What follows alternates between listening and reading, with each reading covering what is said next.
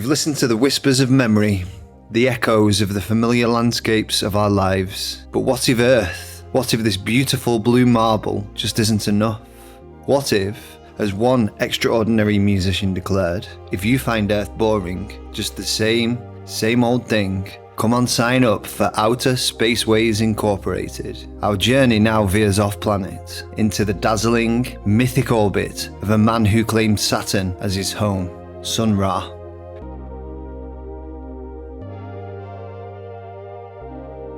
Sun Ra, born Herman Poole Blount in Alabama, or so the Earth records say, but he knew better. He'd been to Saturn, he said. He wasn't just a band leader, a pianist, a composer. He was a philosopher, a poet, a myth maker of the highest order. His music wasn't just jazz, it was a spaceship, fueled by what he called space vibrations, designed to paint pictures of infinity, to chart alternative destinies for a people, for a planet he felt was often lacking.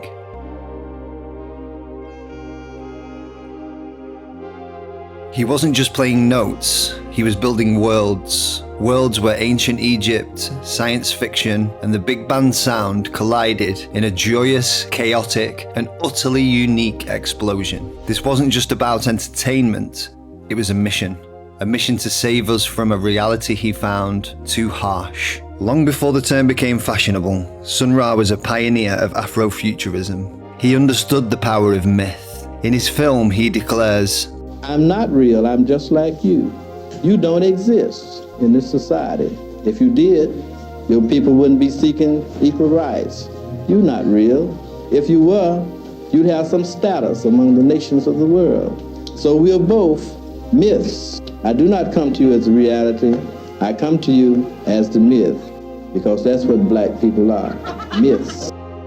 Look at that idea, the myth as a declaration of existence. He was consciously constructing a new cosmology, a vibrant alternative to a history of oppression, a path paved with stardust and pharaohs. This idea of an artist creating an entire persona, a mythology, it's potent. Do you think an artist needs such a grand narrative, such a myth, to make a truly impactful, experimental music today? Or can the sounds alone carry the weight of worlds? Sun Ra seemed to believe the myth was inseparable from the music. It was the vessel.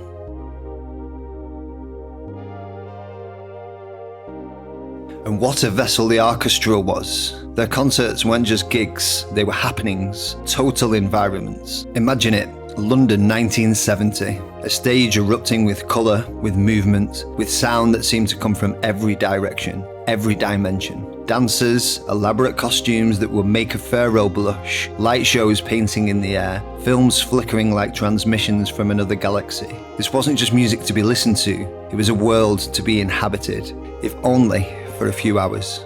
A complete worldview, as David Toop describes it.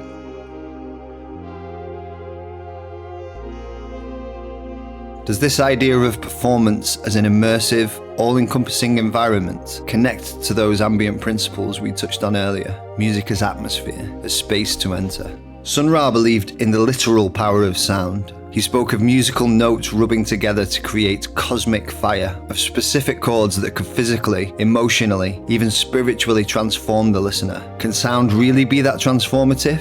Can it alter reality, or at least our perception of it? He wasn't afraid of contradiction. One moment, the Arkestra would be scaling the furthest reaches of avant-garde exploration. The next, they'd dive into what he cheekily called saloon wishy-washy music, or sound straight from a Chicago burlesque show. This baffled the serious European composers like Stockhausen, who couldn't quite grasp this gleeful disregard for stylistic purity. But for Sun Ra, it was all a part of the same cosmic joke, the same infinite tapestry. Why did he embrace these stark contrasts? What did that tell us about his universe? And perhaps about our own need for music to be neatly categorized?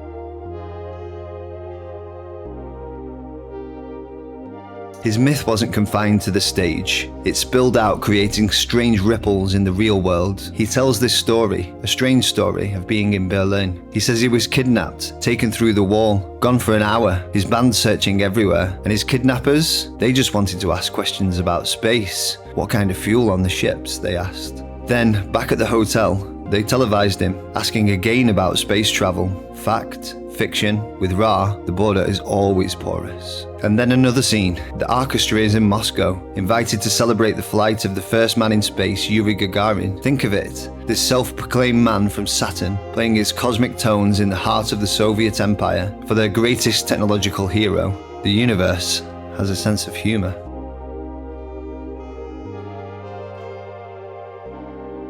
And while much of his music was a joyous, fiery explosion, there were other zones, quieter zones. Albums like Cosmic Tones for Mental Therapy or the heliocentric world of Sun Ra. Here the music becomes a vast, ambient space, noise and silence clashing in the void. This is where you hear the hummingbird cello, the electronic celestial footsteps of angels dancing on bass marimbas. This is music as a place, a lush, solarized rainforest, a cold domain of infinite darkness. It wasn't ambient music in the Eno sense of being ignorable. This was ambient music as a vibrant, sometimes unsettling, parallel dimension you were invited to explore.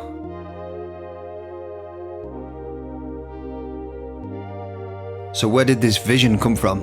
From the highest and lowest of places. From ancient Egypt, of course, its majesty and mystery woven into the very fabric of the Arkestra's look. This glorious, inspired, extraterrestrial Oxfam chic, but also from the pulpy pages of comic books. He said, I go by the Bible in a lot of things. It says God takes foolish things to dumbfound the world. So I consider comic books as foolish things, so I read all the comic books. The TV wristwatch, the atomic bomb. He saw the future in those cheap, colourful panels. He was a collage artist, taking the sacred and the profane, the ancient and the pulp, and creating a new holy book.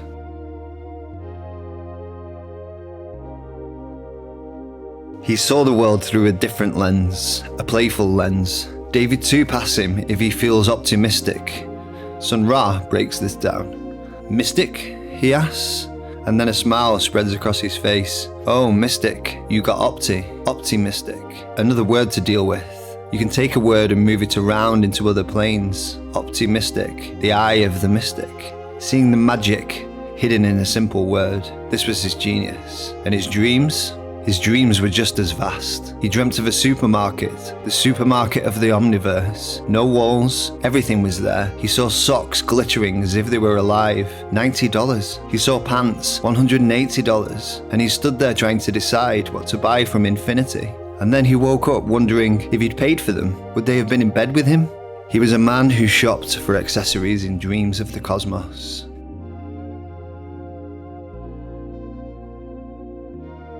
To trace the orbit of Sun Ra is to map a whole new sky. David Toop's chapter is a star chart connecting Ra not just to his own orchestra, but to composers, thinkers, prophets, and even fictional writers. It's a constellation of strange and beautiful bedfellows. This wasn't music in a vacuum. This was a nexus, a gravitational center, pulling ideas from every corner of culture.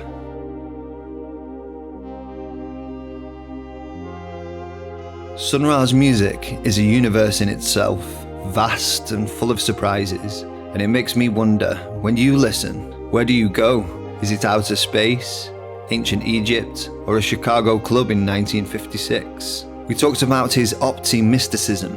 Where do you see that blend of the cosmic and the playful in art today? And what about his dream of the omniverse supermarket? If you could visit, what would you look for? Share your thoughts, your discoveries in the comments below. Let's map these constellations together. From the outer reaches of space, our journey next time tunes into signals closer to home, the hidden whispers in the airwaves, the accidental beauty found in the static.